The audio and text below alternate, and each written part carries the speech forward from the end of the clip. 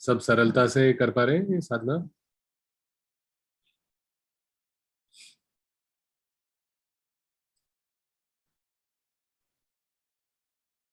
मेरा अनुरोध है, एक तो सब वीडियो ऑन कर लें ताकि लोगों का चेहरा भी देख सकूं मैं।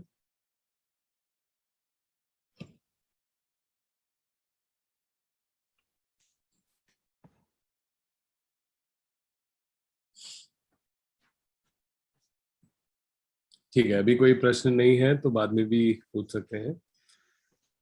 आज हम एक सूत्र की चर्चा करेंगे और इसका नाम है मधुपिंडिक सूत्र, या इसको अंग्रेजी में हनी बॉल सूत्र भी कहा जाता है। इसकी चर्चा करेंगे। इसमें एक नया एक कॉन्सेप्ट है जो कि हम अलग अलग तरीके से इसकी चर्चा कर चुके हैं, लेकिन एक बार मैं बस शुरुआत में एक बार थोड़ा बताना चाहूंगा। ये है प्रपंच का कॉन्सेप्ट। प्रपंच का अर्थ है, जैसे हमारे अनुभव में कई बार ऐसा होता है कि किसी एक चीज के बारे में हम सोचना शुरू करते हैं, तो उससे जुड़ी बहुत सारी चीजें हमारे मन में आने लगती हैं। जैसे कोई अपने करियर के बारे में सोचता है या पैसे के बारे में सोचता है, तो तुरंत उससे जुड़ा कि क्या हमारे पास नौकरी की क्या अपॉर्चुनिटीज हैं, प्रमोशन की क्या अपॉर्चुनिटीज हैं, कहाँ इन्वेस्ट करना है, अभी जो इन्वेस्ट किया है उसका क्या हो रहा है। ऐसे बहुत सारी चीजें हमारे मन में साथ में जुड़ने लगती है। या फिर कोई अपने जैसे बच्चे के आगे के पढ़ाई के बारे में सोचना शुरू करे कि 9वीं 10वीं में है बच्चा और सोचना चाह रहे हैं कि आगे क्या पढ़ाई करेंगे, तो बहुत सारी चीजें उससे जुड़ जाते हैं। या फिर हमारे परिवार में या जो नजदीकी रिश्ते होते हैं उसके बारे में अगर कोई हमें कुछ सोचना शुरू करते हैं, तो उससे जुड़े बहुत सारे अलग अलग जो प्रसंग होते हैं, जो अलग अलग घटनाएं होती हैं, वो सारी चीजें याद आने लगती हैं। तो ये जो एक चीज से बिल्कुल एक धारा का आरंभ जो होता है, बहुत सारे विचारों का, बहुत सारी कहानियों का, बहुत सारी सोच का, तो इसे मेंटल प्रोलिफरेशन या प्रपंच कहते हैं।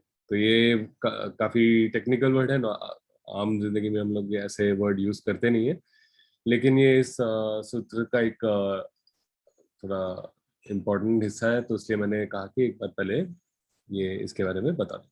तो ये जो सूत्र है, मैं पूरी इसकी रीडिंग नहीं करूंगा। मैं इसको सरल भाषा में जो इसके ज्यादातर मुख्य हिस्से हैं उसकी चर्चा से आरंभ करूंगा।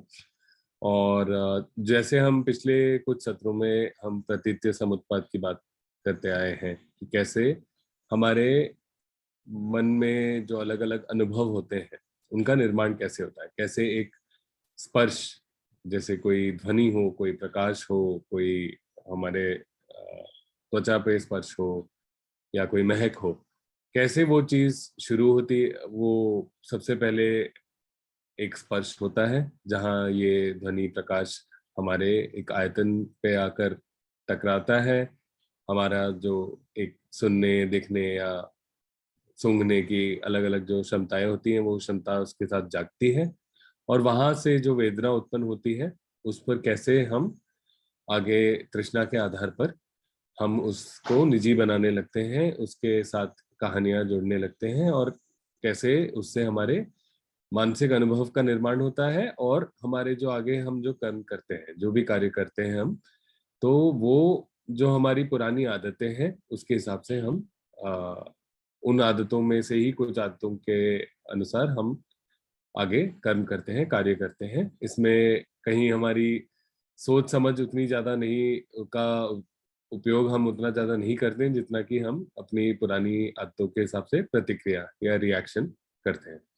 तो प्रतीतीय समुत्पाद से ही जुड़ा हुआ है इस सूत्र में जो चर्चा है। ये बताता है कैसे हमारा मन अलग अलग प्रपंच में फंस कर वहां से हम अपने आगे के सोच को भी कैसे हम उससे असर पड़ता है, और कैसे हमारे एक आत्मन की जो कल्पना होती है हमारे मन में, उससे हम कैसे ज्यादा जुड़ते जाते हैं। तो ये उस वक्त का सूत्र है जब भगवान बुद्ध शाक्यों के इलाके में कपिलवस्तु के पास एक बरगद के पेड़ वाले मोनास्ट्री में रुके हुए थे। तो वहाँ की उस टाइम की बात है ये। तो यहाँ पर एक दंडपानी नाम के एक शाक्य जो लोग थे, वहाँ के एक दंडपानी नाम के व्यक्ति उनके पास आए, भगवान बुद्ध के पास, और पूछे कि अ, भगवान बुद्ध आप क्या सिखाते हैं, कैसे सिखाते हैं, क्या आपकी शिक्षा है। तो भगवान बुद्ध कहते हैं मेरी शिक्षा ऐसी है कि जो कि इस शिक्षा का पालन करने वाला जो व्यक्ति है वो इस संसार में किसी व्यक्ति या किसी चीज से कोई टकराव या कॉन्फ्लिक्ट नहीं रखता है, कोई किसी तरीके का वाद विवाद या दुश्मनी या परेशानी नहीं रखता है। और इस शिक्षा का पालन करने से वो व्यक्ति जो है एक अलग अलग लोभों से बिना परेशान हुए, बिना किसी संशय के, बिना डाउट के, बिना किसी चिंता के, बिना किसी वरी के, या बिना किसी एक मन में एक बहुत तीव्र इच्छा के कि मैं ऐसा ही होना चाहिए मुझे या वैसे ही होना चाहिए, इस तरीके से एक तीव्र इच्छा में फंसने वाली अवस्था से बचकर रहता है। तो ये भगवान बुद्ध उसको बताते हैं दंडपानी को। और जब वापस भगवान बुद्ध आते हैं तो उनके जो शिष्य होते हैं, जो भिक्षु होते हैं, वो पूछते हैं क्या हुआ। तो ये भगवान बुद्ध पूरा जो हुआ, दंडपानी के साथ जो बात हुई, वो उनको बताते हैं।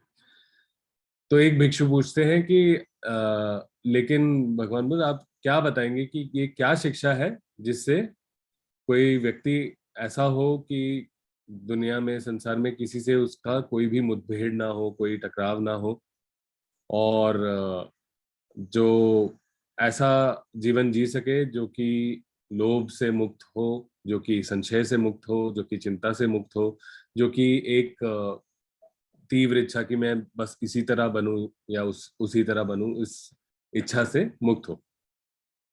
तो भगवान बुद्ध कहते हैं कि जब हमारे मन में अलग अलग जो संज्ञा होती है, जो परसेप्शन होती है, इनका प्रपंच होता है किसी भी परिस्थिति में, तो उसमें एक जो इंसान है चीजों को बहुत निजी लेने लगता है और एक आत्मन की कल्पना के साथ बहुत ज्यादा जुड़ जाता है कि मैं ये हूं, मैं वैसा हूं, इस परिस्थिति का मेरे ऊपर ये असर है या ये महत्व है, ऐसे सोचकर परेशान हो जाता है व्यक्ति।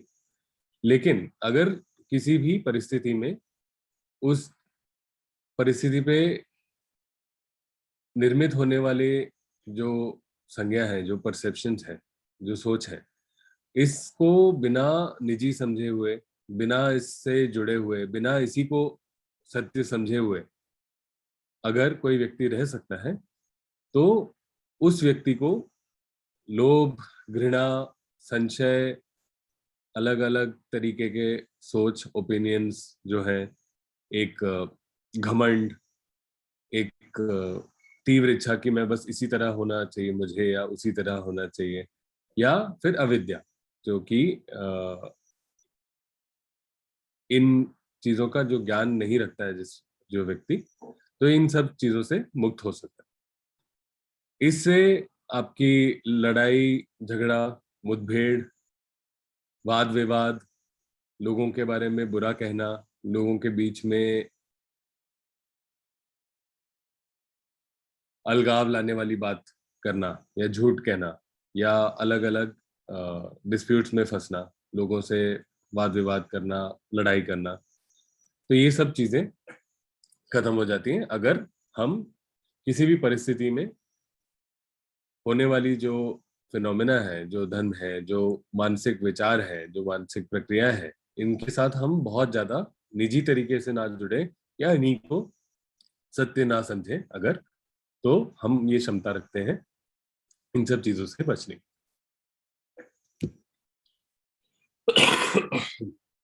एक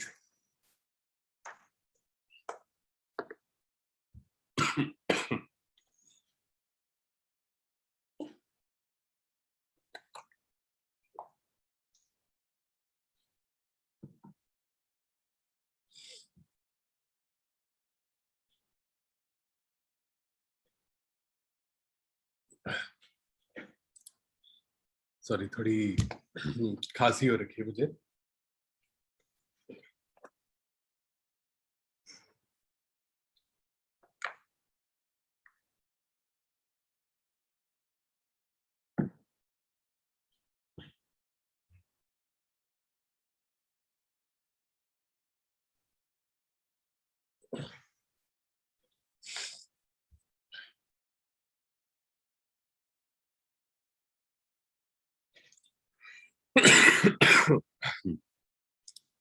तो इतना कह के भगवान बुद्ध वहां से चले गए। लेकिन भिक्षुओं को बहुत ज्यादा समझ में नहीं आया कि भगवान बुद्ध ने ये तो बताया कि जो चीजों को निजी नहीं लेता वो इन सब बुरी चीजों से बच सकता है, लेकिन इसका विस्तार में कौन अर्थ समझाएगा हमें। तो ये सब मिलकर भिक्षु जाते हैं महाकचाना के पास। महाकचाना भगवान बुद्ध के एक काफी ज्ञानी शिष्य थे, जो आर्य पुरुष जैसे कहते हैं, एक अरहंत थे। तो उनके पास जाते हैं और बताते हैं कि ऐसे ऐसे बताया भगवान बुद्ध ने, तो आप इसका मतलब हमें समझा सकते हैं कि नहीं? तो पहले तो महाकचाना उनको कहते हैं कि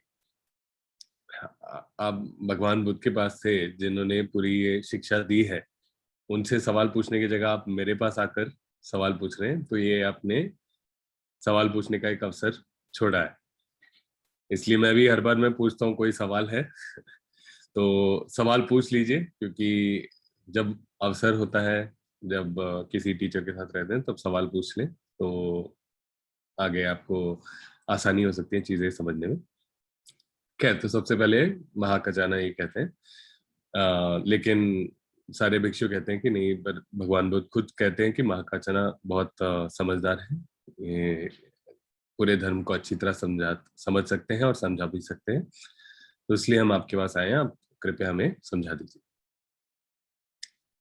तो महाकचना आरंभ करते हैं कि वही चीज जो भगवान बुद्ध ने बताया उसके आरंभ करते हैं कि एक व्यक्ति जो है वो एक आत्मन की कल्पना, एक आइडेंटिटी का कॉन्सेप्ट जो है उसमें फंस जाता है, क्योंकि जो भी परिस्थिति होती है उसमें हम जो भी देखते हैं, सुनते हैं, समझते हैं, उस पर जैसे जैसे ज्यादा विचार जुड़ने लगते हैं, तो उसको उन विचारों को समझने में आसानी लाने के लिए खुद हमारे अंदर एक कल्पना जागृत होती है कि अगर ये सब विचार है, ये परिस्थिति है हमारे आसपास, तो इसको समझने के लिए हम एक व्यक्तित्व का निर्माण करते हैं जो कि इन चीजों को समझ सके।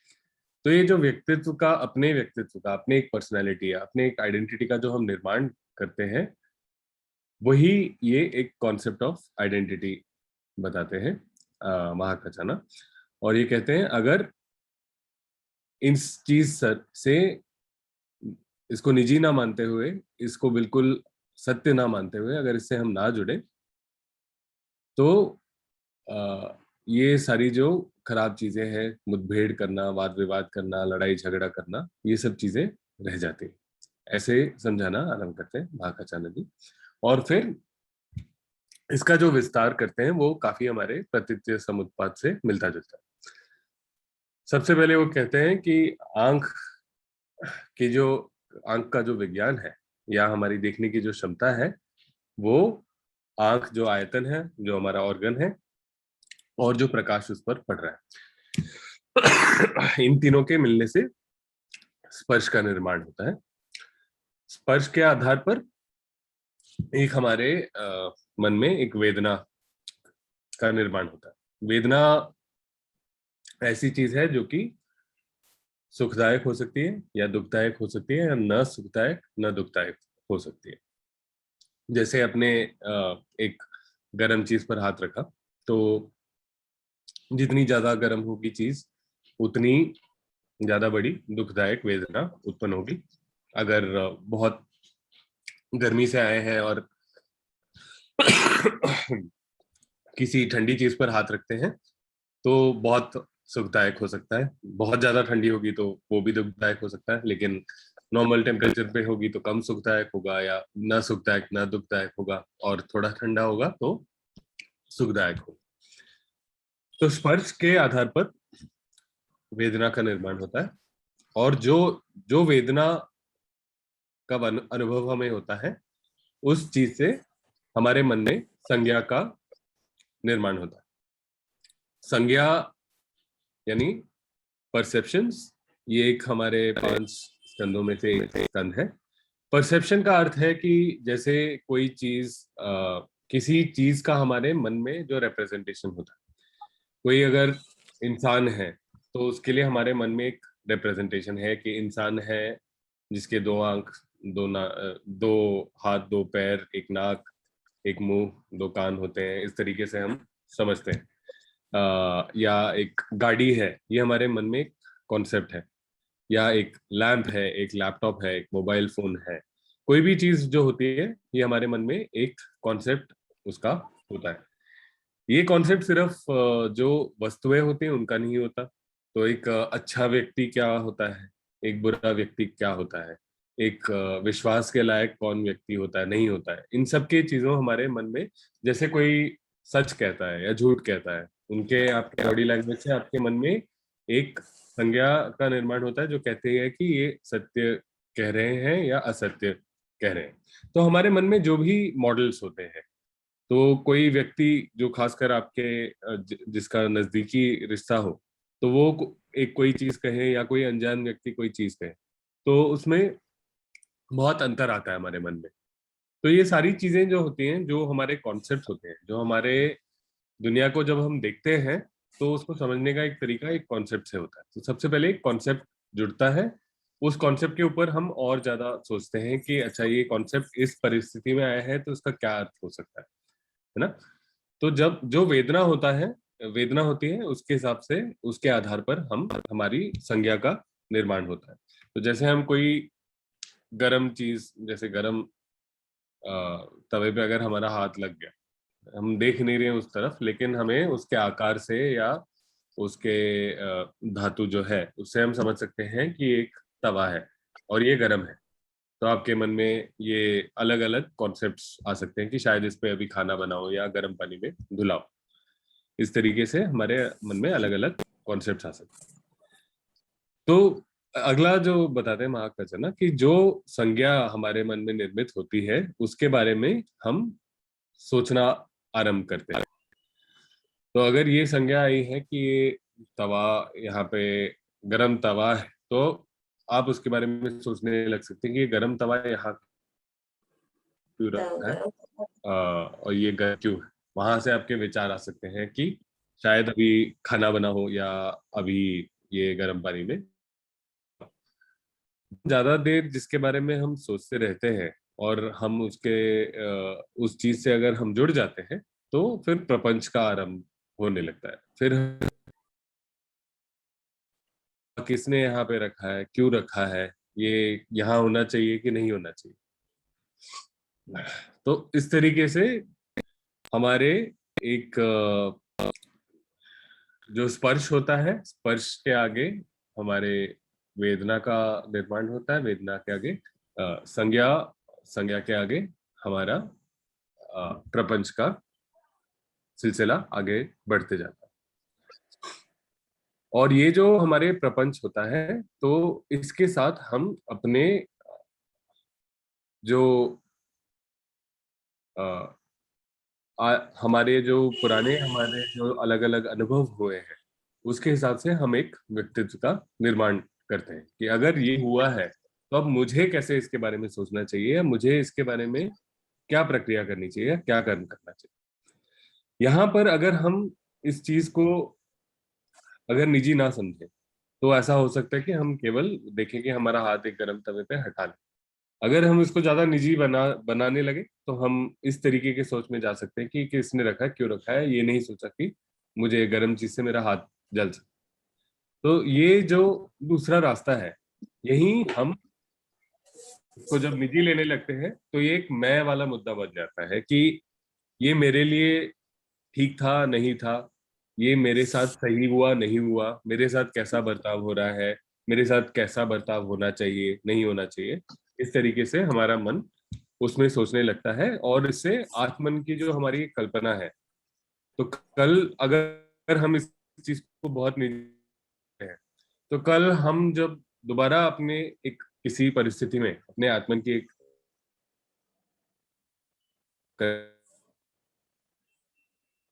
मैं वही व्यक्ति हूँ जिसके साथ कल किसी ने गर्म तवा छोड़कर जिसका नुकसान हुआ। तो अगर उस चीज को हमने बहुत ज्यादा सोचा, बहुत, तो वो हमारे एक व्यक्तित्व या एक आत्मन की कल्पना से जुड़ जाता है, उसको ज्यादा मजबूत कर देता है कि इस स्थिति में हमेशा मैं इस चीज को पर्सनली लूंगा। तो ऐसे जैसे आंख के बारे में शुरू करते हैं महाकचना कि आंख का देखने की क्षमता, आंख और प्रकाश के मिलने से जो एक स्पर्श होता है, वहां से आगे कैसे ये बढ़ता है। तो आंख के साथ हम दूसरा एग्जाम्पल ले सकते हैं कि जैसे कोई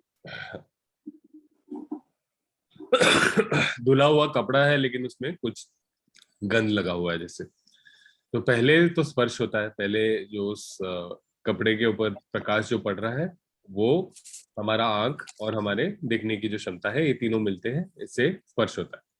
स्पर्श से वेदना उत्पन्न होती है। वेदना इसमें थोड़ी दुखदायक उत्पन्न होगी क्योंकि हम हमारे मन में ऐसा है, सोच ये होती है कि जो चीज गंदी है वो बुरी है, तो एक दुखदायक वेदना का अ, अ, निर्माण होता है। वहां से हम संज्ञा का निर्माण होता है। संज्ञा में हम देखते हैं, हम समझते हैं कि ये कपड़ा है जो कि गंदा है। तो जो घटना होती है, उत्पन्न होती है, तो उसके बारे में हमारी बहुत ज्यादा समझ नहीं होती।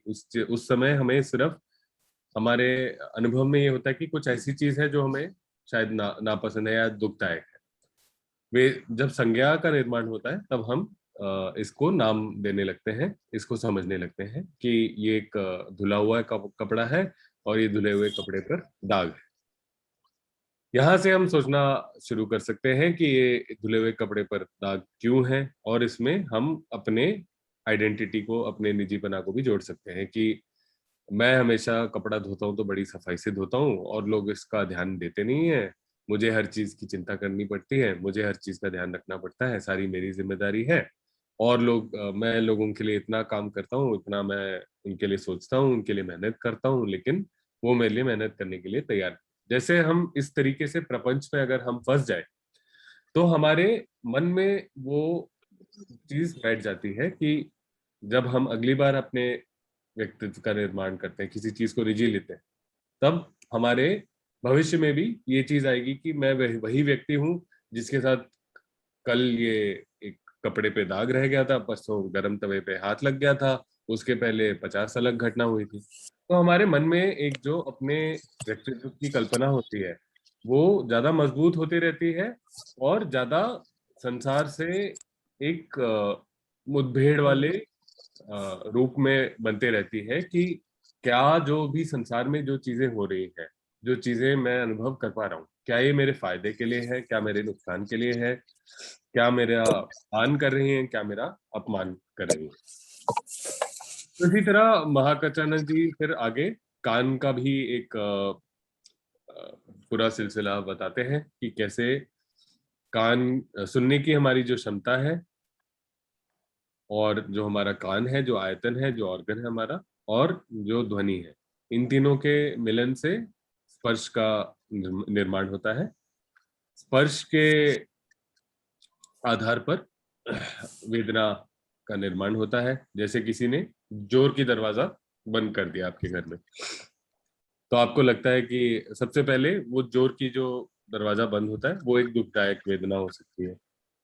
जब ये दुखदायक वेदना होती है तो उसके साथ आप संज्ञा का निर्माण होता है कि क्या ये आवाज थी। ये आवाज थी एक दरवाजे की टकराने की। तो दरवाजे का एक आपके मन में एक ये संज्ञा निर्माण होता है कि ये दरवाजा था, ये पटका गया था, किसी ने पटका होगा इसको। और इसके बारे में जैसे हम सोचने लगते हैं तो फिर हम अपने व्यक्तित्व में वो चीज, अगर हम इसके बारे में सोचते रहें, इससे जुड़े रहें, तो इसको हम निजी ले सकते हैं और इससे हमारे अभी का एक व्यक्तित्व बना सकते हैं जो कि वाद विवाद, मुठभेड़ और संशय और शंका से जुड़ा हो। या इसको अगर हम निजी नहीं ले तो हम इस चीज से बच सकते। ऐसे ही महाकाचार्य जी अलग अलग और उदाहरण देते हैं, जैसे सूंघने की क्षमता, नाक और जो महक आती है, स्वाद की जो क्षमता होती है, हमारा जीभ, और जो अलग अलग स्वाद उत्पन्न होते हैं, और हमारे शरीर के जो अलग, या तो त्वचा के स्पर्श समझने की क्षमता, या हमारे शरीर में होने वाली और जो प्रक्रियाएं हैं उनको समझने की जो क्षमता है, वो शरीर और अलग अलग जो स्पर्श हमारे शरीर पर होते हैं इनके भी उदाहरण देते हैं। इसी तरह जो मन भी है, मन को भी एक आयतन की तरह समझ सकते हैं। तो ये जरूरी नहीं कि सिर्फ बाहरी संसार से जो चीजें हैं वो हमें प्रपंच की तरफ ले जाएं। ज्यादातर यही होता है कि प्रपंच का जो आरंभ होता है, एक सोच जब हमने सोचना शुरू किया, तो उससे बहुत सारी चीजें और हमारे मन के अंदर स्पर्श हो सकती है। जैसे मैं कुछ उदाहरण दे रहा था कि तवे का या कपड़े का, तो ऐसा नहीं है कि सारे सोच जो है हम एक बार में ही सोचेंगे, लेकिन एक बार जब हम सोचते हैं कि ये कपड़ा गंदा क्यों है, तो उस वो एक स्पर्श होता है हमारे मन पर, उससे थोड़ा प्रपंच होता है। उसके आगे हम ये सोचते हैं कि ये किसने धोया होगा, तो वहां से एक प्रपंच का आरंभ होता है। फिर एक सवाल हम पूछ सकते हैं कि ये ऐसे बिना ध्यान दिए क्यों धोया गया, तो वहां से एक प्रपंच के सिलसिले का आरंभ हो सकता है। तो मन में भी यही होता है कि हमारा जो मन एक आयतन है, जो हमारा ब्रेन है, या माइंड बोल सकते हैं, एक सोच जो है और सोचने की जो हमारी क्षमता होती है, इन तीनों तीनों के मिलन से एक स्पर्श होता है। उस स्पर्श के आधार पर एक वेदना उत्पन्न होती है, जो कि सुखदायक या दुखदायक हो सकती है, या न सुखदायक न दुखदायक। वेदना के साथ हम संज्ञा की निर्मिति की ओर बढ़ जाते हैं, और जो संज्ञा की निर्मिति होती है उसके बारे में हम सोचना आरंभ कर देते हैं कि कौन ऐसे क्यों व्यक्ति हैं, या हमारे साथ ही ऐसे क्यों होता है, या हमने ऐसा क्या किया जो हमारे साथ ऐसा हो रहा है। ये सब जो चीजें हम सोच सकते हैं, ये सब प्रपंच है। और प्रपंच जैसे ही होता है, तो वहां से अलग अलग हमारे आइडेंटिटी से जुड़े हुए कॉन्सेप्ट्स बनते हैं, जो कि हमारे मन में बैठ भी जाते हैं, और भविष्य में जब हमारे मन में दोबारा प्रपंच होता है, दोबारा हम व्यक्तित्व का जो निर्माण करते हैं, तो ये सारी चीजें जो हम सोचते हैं, एक किसी को अच्छा बुरा हम सोचते हैं, किसी के बारे में अच्छा बुरा हम सोचते हैं, ये सारे जो सोच होते हैं, ये सब हमारे व्यक्तित्व से जुड़ने लगते हैं धीरे धीरे। तो ये पूरा अ, एक सिलसिला बताते हैं कि कैसे हम प्रपंच की ओर बढ़ सकते हैं। और यहाँ पे इससे बचने का जो एक तरीका है, ये हमारे साधना में हम सीखते हैं। 6 कदमों का जब हम प्रयोग करते हैं, तब हम क्या करते हैं, सबसे पहले हमारा मन किसी विचार में अगर भटका हो, तो हम ये सबसे पहले पहचानते हैं रिकॉग्नाइज स्टेप का प्रयोग करके कि ये एक विचार है जिसपे हमारा ध्यान अटक गया। हमने ये नहीं सोचना है कि अच्छा मैं ये सोच रहा हूँ, ये मेरे लिए बहुत जरूरी है, या कल ये काम करना है उसके बारे में सोच रहा हूँ, ऐसे नहीं हमें पहचानना है एक विचार को। साधना के समय जब एक विचार आता है, तो हमने ये समझना है कि एक विचार है जो उत्पन्न हुआ है हमारे मन में, और जो हमारे ध्यान को आकर्षित कर। दूसरा कदम है, हम कहते हैं कि इस विचार को ऐसे ही रहने देंगे, इससे जुड़ेंगे नहीं, इसको ज्यादा निजी नहीं बनाएंगे। निजी बनाने का जो आधार होता है वो तृष्णा होता है। तृष्णा का लक्षण होता है मन में तनाव होता है। तो तीसरे कदम में हम इस तनाव को ढीला करते हैं, रिलैक्स स्टेप यूज करते हैं। तो जब भी हम रिलैक्स स्टेप यूज करते हैं, हम किसी भी एक परिस्थिति में होने वाला जो अनुभव है, होने वाली जो घटनाएं हैं, उसके उसमें हम एक उचित प्रक्रिया कर सकते हैं, उचित एक कर्म कर सकते हैं, न कि केवल अपने पुरानी आदतों के हिसाब से हम प्रतिक्रिया या रिएक्शन करें। चौथा कदम है हमारा रीस्माइल। रीस्माइल से हम मन को एक उत्कृष्ट स्थिति में लेकर आते हैं, और जो थोड़ी तृष्णा और बची होती है उसको और हम कम करते हैं। हम यानी किसी चीज में बहुत निजी तरीके से जुड़ने से अपने आप को रोक पाते हैं। और छठा कदम है, ये याद रखना, पांचवा कदम है वापस अपने ध्यान को साधना के आलंबन पर लेकर आना, या किसी एक उचित कार्य करने के एक परिस्थिति में, अपने एक अवस्था में अपने मन को लाना। तो अगर हम ध्यान नहीं कर रहे हैं, किसी और दैनिक हमारे व्यवहारिक परिस्थिति में हम तो हम अपने ध्यान को वापस एक अच्छी उत्कृष्ट अवस्था में लाते हैं, जहां हम एक उचित कर्म कर सकें, ना केवल निजी चीजों को मानकर अपने फायदा नुकसान का हिसाब लगाकर उसके हिसाब से हम कर्म करें। और छठा कदम है, याद रखना, रिपीट, कि हमें अपने मन को एक उत्कृष्ट अवस्था में रखना है और दोबारा हमारा मन अलग अलग प्रपंच की तरफ आकर्षित हो सकता है, उसमें फंस सकता है। तो ये 6 कदमों का प्रयोग हमने दोबारा करना है। तो ये थोड़ी चर्चा थी मधुपिंडिक सूत्र से जुड़ी हुई, कि ये हम पिछले सत्रों में भी जो हम प्रतीच्य समुत्पाद की बात हमने करी है, उसमें भी यही हमें समझने को मिलता है कि जैसे अगर हम किसी चीज को निजी लेने लगते हैं, तो इसके अंत में क्या होता है, या तो चीज ऐसे हम कोई ऐसा कर्म करते हैं जिससे हमें बहुत मनचाहे एक परिणाम मिलता है। मनचाहे परिणाम के साथ क्या होता है कि ये भी, क्योंकि हर चीज इम्पर्मानेंट है, हर चीज अनित्य है, तो मनचाहा परिणाम भी बदल सकता है। अगर हम मनचाहे परिणाम को निजी रूप से हम उससे जुड़ जाए कि ये मेरा है, ये मेरा मनचाहा परिणाम है, मैं इसमें इस परिणाम से खुश हूँ, तो उस समय क्या हो सकता है, जैसे वो परिणाम अगर या वो परिस्थिति हमारी बदल जाए, तो हम फिर उससे दुखी हो सकते हैं। या फिर कोई हम दुखदायक अगर परिणाम निकले, तो हम उसको लेकर परेशान हो सकते हैं कि ये क्यों हो रहा है, कब जाएगा, नहीं जाएगा। तो इस तरीके से अलग अलग परिणाम से हम निजी तरीके से जब जुड़ते हैं, तो उसके अंत में दुख का निर्माण होता है। तो यही बताना चाह रहे हैं भगवान बुद्ध मधुपिंडिक सूत्र में, कि अपने हर चीज को निजी ना लें, ये समझें कि हमारी एक स्वाभाविक प्रक्रिया है जिससे हम चीजों को निजी लेते हैं। और निजी लेने की प्रक्रिया बहुत छोटी सी चीज है, ये बस चीजों को आसान करती है। कि जैसे आप रोड क्रॉस करें, तो आप ये नहीं सोच सकते अच्छा ये गाड़ी तेजी से आ रही है, अगर ये स्पर्श होगा तो वहां से दुखदायक वेदना का उत्पन्न हो निर्माण होगा, ये आप सोच नहीं सकते। तो उस समय ये काम आता है जब आपके सचमुच जब जीवन के लिए खतरा होता है, कि आप खाई में गिरने वाले हैं, या कहीं आपका एक्सीडेंट होने वाला है, कोई चीज आप ऊपर से गिर रही है। ये सब सिचुएशंस में आपका जो एक निजी व्यक्तित्व का जो निर्माण होता है कि मुझे यहाँ से हटना है, या मुझे, तो वो बहुत लाभदायक है। लेकिन बाकी स्थितियों में, क्योंकि हमारे मन में एक प्रपंच की एक क्षमता है कि हम चीजों के बारे में बिना रुके बहुत समय तक हम सोच सकते हैं, उसके ऊपर कहानियां जोड़ते जा सकते हैं और उससे हमारे व्यक्तित्व का आज ही नहीं, कल के भी जो व्यक्तित्व का निर्माण होता है उस पर असर पड़ता है। तो इस चीज से हमें बचना आवश्यक है, क्योंकि वहां पर हमें उस प्रपंच में फंसने और एक काल्पनिक व्यक्तित्व के साथ जुड़ने की अ, जरूरत नहीं है। वहां पे हम बस अपने मन में तृष्णा को कम कर सकते हैं, 6 कदमों का प्रयोग कर सकते हैं, ऐसा काम कर सकते हैं जो अपने लिए भी और अन्य लोगों के लिए, हमारे वातावरण में जितने भी लोग हैं सबके लिए लाभदायक हो, ऐसा कर्म कर सकते हैं, उचित कर्म कर सकते हैं। और हमारे मन में जो प्रपंच से जुड़ी हुई एक संशय होता है, एक डेस्परेशन होता है कि चीजें मेरे हिसाब से ही हों, या बहुत लगाव होता है कि ऐसे ही होनी चाहिए चीज, ऐसा ही परिणाम मुझे मिलना चाहिए, इन सब चीजों से हमें एक छुटकारा मिलता है। तो हम, ऐसा नहीं है कि हम अच्छे काम नहीं कर सकते हैं, अच्छे परिणाम नहीं ले सकते हैं, लेकिन हमारी जो खुशी है, जो बाहरी परिणाम है, उन पर नहीं निर्भर है। हमारी खुशी हमारे अपने मानसिक कुशलता पर निर्भर है।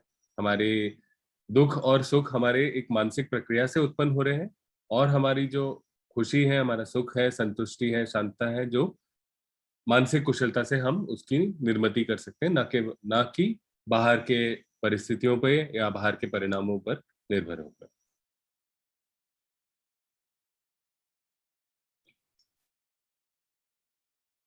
तो बस यही चर्चा थी आज। ज्यादा और प्रश्नोत्तर का समय नहीं छोड़ा मैंने, काफी देर बात करी मैंने। लेकिन आप पूछ सकते हैं, साधना से जुड़ा हुआ कोई प्रश्न, या इस सूत्र से जुड़ा हुआ, या मन की किसी भी प्रक्रिया से जुड़ा हुआ कोई प्रश्न हो तो पूछ सकते हाँ, राजीव जी नमस्ते। हैं। हाँ, मैं ममता साहू बोल रही हूँ। राजीव जी, हेलो हेलो। हाँ जी, हाँ जी, बताइए। थोड़ी खांसी हाँ, हो रही थी तो पानी। राजीव जी, वो जो प्रतिसंवाद जो आप वो बता रहे थे, तो वो किस बुक से लिया हुआ है? बुद्ध जी की कौन सी किताब से? जैसे हम उसका ओरिजिनल पढ़ना चाहें तो वो हाँ किस? जी, तो त्रिपिटक जो बोलते हैं, यानी ये मैं जो भी आपको पढ़ के बताता हूँ, ये ज्यादातर मध्यम निकाय जो मिडिल लेंथ डिस्कोर्सेस होते हैं जी। भगवान बुद्ध के, तो उसी में से मैं आपको बताता हूँ। तो आपको मैं एग्जैक्ट जो सूत्र है, बहुत सारे सूत्रों में प्रतीच्य समुत्पाद की चर्चा हुई है। पर अ, आपने जो सूत्र बताया वो कहाँ से लिया है? तो थोड़ा-सा जैसे हम पढ़ सकें उसको अच्छे से। मैं एक्चुअली दो तीन सूत्र से मिलाकर मैंने अच्छा, चर्चा अच्छा। की, जो पिछले दो तीन अच्छा। थे। लेकिन मैं आपको ना एक लिस्ट, चार पांच सूत्रों का मैं लिस्ट बता दूंगा जिसमें प्रतीच्य समुत्पाद की चर्चा करी। तो ये जो पूरा प्रोसेस है, और जो ये प्रपंच का भी है, मधुपिंडिक सूत्र जो जिसकी आज चर्चा करी थी, जी। तो वो भी मैं भेज देता हूँ। वो भी एक मन में प्रपंच, अलग अलग जो प्रक्रियाएं मन में चलती हैं उसके बारे में ही है। प्रतीच्य समुत्पाद, और इसमें ये अंतर है कि प्रतीच्य समुत्पाद में जो एक एक कड़ी है, जैसे हम साधना में और गहराई से पहुंचते हैं, तो वो जो कड़ियां हैं वो आप कह सकते हैं एक हमारे मन में एक कोई थॉट प्रोसेस जैसे बढ़ता है आगे, तो उसके अलग अलग मैकेनिज्म है। तो जैसे हमारे हमारा मन ज्यादा गहराई की ओर बढ़ता है, तो प्रतीच्य समुत्पाद के सारी कड़ियां हम धीरे धीरे देख पाते हैं। और जो हुँ। एक निरोध का जो एक अनुभव होता है, एक निर्वाण का या निरोध का जो अनुभव होता है, उसमें यही होता है कि जो प्रतीच्य समुत्पाद की जो कड़ियां होती हैं, वो हमारा मन क्या होता है, इतना शांत होता है, इतना स्थिर होता है कि ऐसा समय आता है कि किसी भी स्पर्श से आगे चीजें नहीं बढ़ रही है। तो एक समय आता है जब अ, वेदना, संज्ञा और विज्ञान जो है, ये तीनों चीजें एक क्षण के लिए बदल जाती है। जो हमें एक कंटिन्यूअस एक्सपीरियंस जो होता है हमारे जीवन में, वो एक्चुअली ये हो रहा है कि बहुत सारे छोटे छोटे स्पर्श, बहुत सारे मन की प्रक्रिया इतनी तेजी से चल रहे हैं कि हम उसको, हमारा जो एक सोचने वाला जो मन होता है, या जो सोचने का विज्ञान होता है, जो हमारा एक्सपीरियंस होता है, उस एक्सपीरियंस में हम उस चीज की बारीकी हम नहीं देख पाते। लेकिन हो रहा होता है कि बहुत सारी चीजें, जैसे एक जो पुराने जो हमारे वीडियोस भी होते हैं, वीडियोस में क्या होता है कि ऐसा नहीं होता जैसे कि लगातार वो चित्र चल रहा हो, उसमें बहुत सारे फ्रेम्स होते हैं। हर एक फ्रेम में थोड़ा सा अंतर होता है, कि जैसे कोई हाथ उठा रहा है तो ऐसे ऐसे अलग अलग फ्रेम्स होते हैं जिसमें जरा जरा वो हाथ हिल रहा है। और जब वो फ्रेम्स बहुत तेजी से हमारे आंखों के सामने दिखाए जाते हैं, तो ऐसा अनुभव होता है कि वो एक साथ कंटिन्यूअस मोशन में चल रहा है। तो हमारा एक्सपीरियंस जो होता है, हमारा अनुभव होता है, वो भी ऐसे ही होता है। और अ, उसमें जो अलग अलग जो बारीकी में जो अलग अलग प्रक्रियाएं चल रही है, वो हम नहीं समझ पाते। और जैसे मैंने बताया कि मन जब बहुत गहरा हो जाता है, बहुत गहरी समाधि में पहुंच जाता है, तो ऐसा वक्त आ सकता है जब ये जो पूरा सिलसिला है, एक साथ बहुत सारे जो स्पर्श हो रहे हैं, उसके आगे जो हमारे मन की प्रक्रियाएं चल रही हैं, उनमें एक गैप आ जाता है। उस गैप में है हमारा, उस गैप से जब हम बाहर निकलते हैं और हमारा मन बिल्कुल गहरा होता है, चीजों को बहुत बारीकी से देख पाता है, और उस गैप से जैसे ही देखते हैं, अगला जो स्पर्श होता है, उस स्पर्श से प्रतीच्य समुत्पाद की जो कड़ियां निर्मित होती हैं, उसको हमारा मन देख लेता है। और एक बार जब वो देख लेता है, तब वो समझता है कि हाँ, ये प्रक्रिया सचमुच ऐसे हमारी चल रही है। और जो हम निजी चीजों को लेते हैं, या जो हम सारी कल्पनाएं करते हैं, मतलब हमारे जो सारे सोच होते हैं, कॉन्सेप्ट्स होते हैं, ये सारे मॉडल्स हैं, ये वास्तविकता नहीं है। ये वास्तविकता के साथ इंटरेक्ट करने में, हमें अलग अलग काम करने में, ये बहुत हमारे लिए यूजफुल शॉर्टकट्स होते हैं। लेकिन ये केवल वास्तविकता नहीं है, ये हमारे लिए बस एक चीजों को आसान सरल बनाने का, अलग अलग परिस्थिति में, जैसे मैं बता रहा था कि गाड़ी आके लग रही है, तो हम ये नहीं सोच सकते कि स्पर्श होगा, फिर वेदना होगी, और फिर हड्डियां टूटेंगी। तो उस समय हम बहुत तेजी से काम कर लेते हैं, क्योंकि हमारा मन अलग अलग चीजों को कैलकुलेट कर लेता है कि ये सड़क है, ये गाड़ी है, यहाँ साइड वॉक है, तो यहाँ पे कूद जाता हूँ। तो प्रतीच्य समुत्पाद से जुड़े हुए मैं आपको जो सूत्र है वो मैं शेयर कर दूंगा। लेकिन आज जो हमने बात करी कि कैसे स्पर्श से हम प्रपंच की तरफ बढ़ते हैं, ये ज्यादा हमारे मानसिक जो एक बेचैनी होती है, मन में जो हलचल होता है कि एक के बाद एक बहुत सारी चीजें जो मन में चलती रहती है और कैसे वो हमारे व्यक्तित्व पर असर करती हैं और आगे हमारे कर्मों पर कैसे असर करती है, तो ये समझने के हिसाब से ये काफी लाभदायक होता है। तो ये भी मैं शेयर कर दूंगा, इसको अलग से आप पढ़। राजीव जी, आपने ये जो भी बताए हैं सूत्र, इनका मेरे तो जीवन मतलब दैनिक जीवन में मुझे तो बहुत लाभ हुआ, क्योंकि जैसे दिवाली वगैरह पे सारे गेस्ट हम लोग सब मिलते थे, तो जरूर एक दो बार किसी ना किसी बात को लेकर आ, अपने व्यू सब रखते थे और अच्छे जोरदार तरीके से, और मेरे को तो ज्यादा ही बोलते थे, प्रोफेसर साहब आप अपना व्यू रखिए, एकदम झगड़े के मूड में। तो अभी तो इतना मुस्कुरा के सब चीजों को टालते रहे, तो बोल रहे क्या बात है भाई, ज्यादा विपස්සना हो रहा है लग रहा है प्रोफेसर साहब की। तो एकदम बहुत शांति से बहुत अच्छे से सारा गुजरा फेस्टिवल का पीरियड भी, तो बहुत अच्छा लगा। और एक प्रश्न और पूछ सकती हूँ राजीव जी? हाँ जी, पूछिए। राजीव जी, जैसे अब हम लोग तो हिंदू को शुरू से बिलोंग किए हैं, तो हमारे तो जब आप आत्मा कहते हैं तो फिर आत्मा तो मतलब हिंदू चूंकि कंसेप्ट से हम जुड़े रहे शुरू से, तो उसमें तो ये होता है कि भाई चेतना को आत्मा कहते हैं।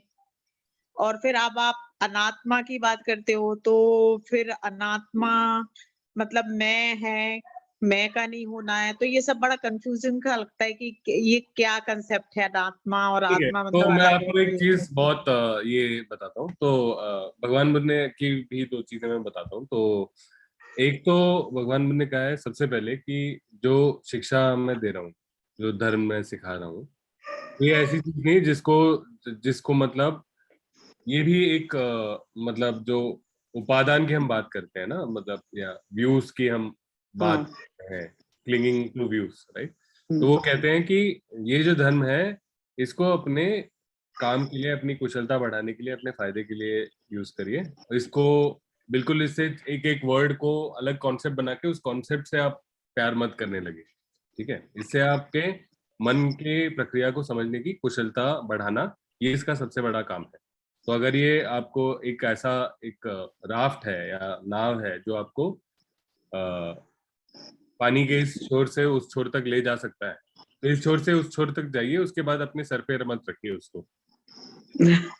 तो ऐसा है कि और एक चीज भी बताते हैं, क्लिंगिंग टू व्यूज। तो भगवान बुद्ध ये कहते हैं कि आप सेल्फ और नॉट सेल्फ के व्यूज के साथ आप मत क्लिंग करिए।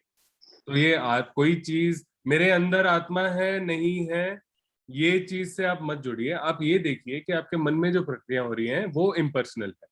तो हमेशा अनात्मान को मैं अंग्रेजी में जैसे सिखाता हूँ, सॉरी मेरी हिंदी इतनी अच्छी नहीं है, मैं उसका सही शायद मैं ट्रांसलेट नहीं कर पाया हूँ, लेकिन इम्पर्सनल जो है ये एक बहुत यूजफुल वर्ड लगता है मुझे। कि कोई भी हमारे जो एक एक्सपीरियंस होता है, तो उसमें आप देखिए कि उसकी जो शुरुआत है, और साधना में यही होता है, साधना के जैसे आप गहरे जाते रहते हैं, आप देखते हैं कि उसकी शुरुआत जो है बहुत इम्पर्सनल है। और जब हम कहानियां जोड़ने लगते हैं तब वो पर्सनल हो जाती है कि ये मेरे लिए क्या मायने रखती है, मेरा मान है, अपमान है, फायदा है, नुकसान है। तो अनात्मन का आप यूज जो करेंगे ना, तो आप ना ये सोचिए कि कोई आत्मन एग्जिस्ट नहीं करता है, ना ये सोचिए कि आत्मन एग्जिस्ट करता ही करता है। ये जो व्यूज है आपको कहीं नहीं ले जाएंगे। आपको क्या किस चीज से फायदा होगा? आपको इस चीज से फायदा होगा कि आप अपने मन की प्रक्रिया में देख सकें कि ये इम्पर्सनल चीज हुई। आप जैसे बैठते हैं साधना में, तो आप ये तो नहीं कहते कि मेरे मन में अब ये विचार आना चाहिए या वो विचार आना चाहिए या ये स्पर्श होना चाहिए और उससे मैं डिस्ट्रैक्ट होंगी, है ना। तो ये चीज खुद ब खुद निर्मित हो रही है। जो आपके पुराने कर्म हुए हैं, जैसे आपके संस्कार हैं आज के डेट पर, जो जो आपके ऊपर अलग अलग इन्फ्लुएंसेस हुए हैं, जो अलग अलग घटनाओं की जो छवि आपके ऊपर पड़ी है, तो इससे ये चीजों का निर्माण हो रहा है। आपके सोचने का तरीका भी उससे जुड़ा हुआ है। तो आप ये देखिए कि ये जो एक एक जो मानसिक प्रक्रिया है वो इम्पर्सनल है, ठीक है। कि आप ये मत सोचिए आपके पैर में दर्द होता है तो आपने तो नहीं कहा कि मेरे पैर में दर्द होना चाहिए, है ना। तो ये एक इम्पर्सनल फिनोमिनन है, ठीक है। उसके बाद आप ये सोच सकते हैं कि मुझे अच्छा ये दर्द का शौक मनाना है थोड़ी देर, तो बड़ा मजा आएगा, तो आप उसको पर्सनली ले सकते हैं। या कोई आपको जरूरी काम हो, कोई अपॉइंटमेंट हो, तो आप उसके बारे में भूल जाएंगे। आप खाली बैठे हैं तो उसको आप पर्सनली लेके आप उस पर शोक मना सकते हैं। तो आप आत्मन का अनात्मन, इसको आप इसके अलग और कॉन्सेप्ट मत ऐड कीजिए। हमारे लाइफ में बहुत ज्यादा कॉन्सेप्ट्स हैं और हम कॉन्सेप्ट्स को रियलिटी समझते हैं। तो कॉन्सेप्ट्स हमारे लिए एक यूजफुल मॉडल होता है टू डील विथ रियलिटी, मतलब कि वास्तविकता से अलग अलग पेश आने में हमें बहुत सारे मॉडल्स काम में आते हैं। लेकिन अब ये मॉडल्स को आप वास्तविकता से कंफ्यूज मत करिए, ठीक है? तो अलग और कॉन्सेप्ट मत बनाइए कि अनात्मन होता है या आत्मन होता है या क्या सही है क्या गलत है।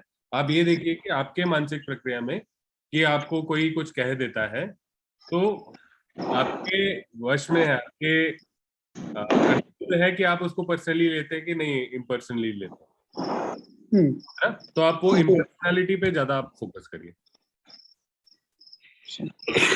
I hope that was helpful. तो राजीव जी, इसका भी तो कोई सूत्र होगा? हाँ, अनात्म लक्षण सूत्र एक है, मैं आपको भेज दूंगा उसको, मुझे सारे नंबर्स याद नहीं है। जी। तो, मैंने बताया I am not a scholar. Sir मैं बोलूँ ये इसी के बारे में। हाँ जी। अनत्य के बारे में सल्लेख सूत्र है, मध्यम निकाय में 8वां सूत्र है। इसमें महाचुंद भी यही क्वेश्चन लेके जाते हैं भगवान बुद्ध के पास कि आगे जाके जब मेडिटेशन में ये जो मी माई सेल्फ अनत्य आ जाता है तो वो मेडिटेटर्स को या वो भिक्षुओं को कैसे आगे मेडिटेशन में लिया जाए या फिर उन्हें क्या शिक्षा दी जाए। तो दैट इज द होल सूत्र ऑन इसी पे है, सल्लेख सूत्र करके। That was my dissertation topic. Great. Actually कोई अच्छा हिंदी ऑनलाइन हिंदी सूत्रों का कोई सोर्स है क्या? मैं नॉर्मली मैंने इंग्लिश के सूत्र देखे हैं सूत्र सेंट्रल और एक्सेस टू इनसाइट पे, या मोदी के ट्रांसलेशंस में यूज करता हूँ ज्यादातर। तो लेकिन हिंदी का कोई अच्छा ट्रांसलेशन अगर ऑनलाइन है तो आप शेयर कर सकते हैं, और बाकी जो इंग्लिश में कंफर्टेबल है उनको मैं शेयर कर दूंगा व्हाट्सएप ग्रुप पे।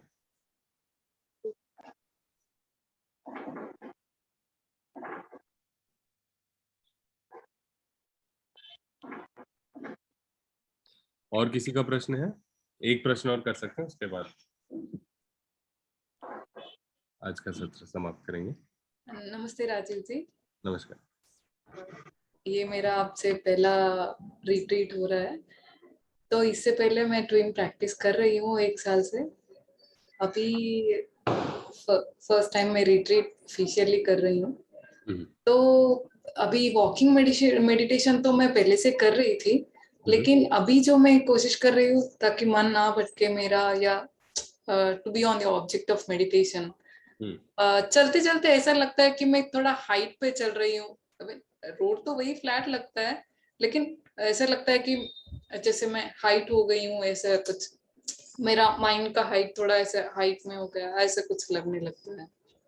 उसके बाद फिर आगे जाते जाते मैं नॉर्मली मेरा डेली वॉकिंग रूटीन में रूट में जाने से पूरा मन पूरा ओवरऑल पूरा लाइन कवर करती थी। अभी नहीं, only on the object of meditation. मैं नीचे ही देखती हूँ, बस ऐसे ही कॉन्सेंट्रेट, मेरा माइंड सिर्फ मेडिटेशन के ऊपर ही रहना चाहिए ऐसा। हाँ, बस मैं एक एक दो चीजें हैं जो आप कह रहे हैं, जैसे कि थोड़ा डिसएम्बॉडीड सा आपको लगता है कि मतलब मेरा मन अलग से चल रहा है और शरीर कहीं चल रहा है, वो पता नहीं चल रहा है, ऐसा बता रहे हैं ना आप? नहीं, एक्चुअली माइंड उसी टाइम पे मैं जब वॉक करती हूँ ऐसा लगने लगता है कि मैं थोड़ा हाइट पे चल रही हूँ, थोड़ा एक 2 इंचेस ऐसे हाइट पे ऐसे। हाँ, वही मैं कह रहा हूँ। तो एक्चुअली क्या है कि कई बार जब आपका मन सेटल हो जाता है ऑब्जेक्ट ऑफ मेडिटेशन के साथ, तो थोड़े आपके जो बॉडी से जो सिग्नल्स आते हैं, जो स्पर्श होते हैं आपके शरीर में, वो थोड़े कम आपके मन को आकर्षित करते हैं। तब ऐसा लगता है कई बार। तो आप और प्रैक्टिस आपको बढ़ेगा तो आपको लगेगा सिर्फ आपका मन फ्लोट कर रहा है। वैसे भी लोग फोन देख के जैसे चलता है तो उनका शरीर गायब हो जाता है जैसे। तो तो ऐसे ही है कि तो आपका मन जैसे आपके ऑब्जेक्ट से थोड़ा जुड़ा रहता है, तो आपको वो थोड़ा फीलिंग आ सकता है कि जो नॉर्मली आपका जो अनुभव होता है कि स्पर्श इतने जोर की होता है जब मेरा पैर लगता है, तो वो थोड़ा कम हो जाता है। और वो आपको ऐसा लग सकता है कि मैं फ्लोट कर रही हूँ। बाकी एक चीज बस मैं कहूंगा कि आप ये मत सोचिए जब भी आप प्रैक्टिस करें तो ये मत सोचिए कि मेरा मन मेरे ऑब्जेक्ट ऑफ मेडिटेशन पर होना चाहिए। आपका काम है कि अगर ऑब्जेक्ट ऑफ मेडिटेशन से मेरा मन दूर गया तो बैक उसे वापस लेकर आना है। ठीक है, तो जस्ट सटल डिफरेंस कि अगर किसी को ये काम दिया जाए कि ये एक टेबल के ऊपर एक बॉल रखा है और ये यहीं पे रहना चाहिए, तो उसका एटीट्यूड बहुत अलग होगा। अगर उसको ये काम बताया जाए कि ये बॉल जब भी टेबल के सेंटर से हिल जाए तो उसको वापस आए, तो बहुत एफर्टलेस हो जाता है। वरना मतलब आप जितना ज्यादा एफर्ट लगाओगे तो क्या है कि एक आपका वन पॉइंटेड कंसंट्रेशन में जा सकता है कि आपको फिर बाकी चीजों का जो क्या है कि आपका मन फिर उससे इतना टाइट हो। तृष्णा उस चीज से जुड़ जाती है कि आपके मन फिर बाकी मन की प्रक्रिया समझ नहीं सकते। जैसे अगर हम मन को ओपन रखें और रिलैक्स रखें तब हम मन में होने वाली बाकी प्रक्रिया के बारे में ज्ञान प्राप्त कर सकते हैं। तो बस एक वो सजेशन दूंगा कि आप इवन हम जैसे सोचते हैं मेडिटेशन के बारे में, साधना के बारे में, वो हमारे प्रैक्टिस में आता है। तो हम अगर ये सोचे कि मुझे यही करना है, मुझे अपने माइंड को मेडिटेशन से हिलने नहीं देना है, तो वो से तृष्णा का निर्माण होगा। तो ऐसे बस ये करना है, 6 कदमों का प्रयोग करना है। सही व्यायाम उसीलिए कहते हैं, है ना। सही व्यायाम ये है कि जब मेरा मन भटकेगा तो उसे वापस लेकर आता है। सर नमस्कार सर। नमस्कार। सर मैं भी एक्चुअली ट्रिम प्रैक्टिस करता हूँ। जस्ट एक गाइडलाइन पूछना था सर।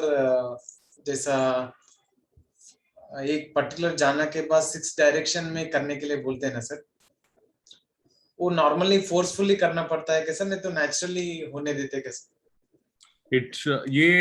आप ये सोचिए कि अगर आप ये देखिए कि एक मोमबत्ती या कैंडल जो होती है वो अपना लाइट कितना जोर से फेंकती है। कोई जोर नहीं होता उसमें, है ना, वो रेडिएट करती है। तो एक जैसे आप हीटर ब्लोअर होता है वो जोर की हवा फेंकता है ना। मोमबत्ती अपनी रोशनी, प्रकाश और गर्मी जो है वो रेडिएट करती है। तो आपने मोमबत्ती की तरह करना है मतलब। और तो आपने अपना ये टास्क नहीं है कि मैं मंगल मैत्री भेजूंगा, ये टास्क नहीं है। मतलब मंगल मैत्री को अपने अपने अंदर से जाने दीजिए आप। क्यों? क्योंकि आप समझते हैं कि जिस तरीके से आप अलग अलग मिथ्या में फंसकर अपने लिए दुख का निर्माण करते हैं, वैसे ही पूरे संसार में जीव अपने लिए दुख का निर्माण करते हैं। तो वहां से मतलब तो उनको मंगल मैत्री भेजना बहुत स्वाभाविक हो जाता है जब हम ये एक समय सोचते हैं। तो अपने तरफ से मंगल मैत्री बहने दीजिए। आपने जोर नहीं लगाना है कि मैं मंगल मैत्री भेजूंगा इसको या सर, उसको। मैं तो उसी तरह में प्रैक्टिस कर रहा हूँ ताकि वो नेचुरली वो क्रेडिट होने जैसा ही बिल्कुल। ऐसा। एक्चुअली नहीं करेंगे तो आपको तनाव का अनुभव होगा। Craving, you can sense the craving. ठीक है, तो आप रिलैक्स करिए और फिर ये बोलिए कि मतलब ये मेरा कंपटीशन नहीं है, मतलब स्पर्धा नहीं है, कोई मुझे टास्क नहीं है मेरे लिए। ये मैं एक अच्छा टाइम स्पेंड कर रहा हूँ अपना, अपने मन की कुशलता बढ़ाने के लिए। तो जैसा मंगल में। मेरा डाउट था कि सर जैसा 10 minutes front direction, 10 minutes 6 direction, 10 minutes ऐसा करने के लिए बोलते हैं ना सर। 5 मिनट। ये डायरेक्शन में नहीं हो रहा है, in the sense it is radiated naturally. नहीं तो 5 मिनट्स इन ईच डायरेक्शन आप कर लीजिए। ठीक है। एक्चुअली ईच डायरेक्शन मतलब फोकस नहीं कर पा रहा हूँ ईच डायरेक्शन, नेचुरली वो ऑल डायरेक्शन जैसे ही जा रहा है सर। नहीं, try to go one by one, it will be helpful. Okay okay, वही डाउट आ रहा था क्योंकि मैं मान लीजिए मैं फ्रंट एक ही डायरेक्शन में कंसंट्रेट मतलब एक डायरेक्शन में नहीं कर पा रहा हूँ, मल्टी डायरेक्शन में कर पा रहा हूँ sir at a time. It is not became possible for focusing for 10 minutes in one direction, 10 minutes in another direction. Do it for 5 minutes. If your mind wanders, then bring it back with 6 hours. That's it. मतलब वही है कि आप एक चीज करिए और 6 कदमों का प्रयोग करके वापस लेकर आइए। अगर आपका मन कहीं और जाता है, रेडिएट हो रहा है, अच्छी बात है, लेकिन आपका जो ध्यान है वो एक डायरेक्शन में फॉर 5 मिनट्स रखेंगे, अगले डायरेक्शन में फॉर 5 मिनट्स। ठीक है। ठीक है, आपका मन कहीं दूसरे डायरेक्शन में या कुछ उस पे अगर डिस्ट्रैक्ट होता है तो आप use 6 hours. Okay okay sir, thank you sir.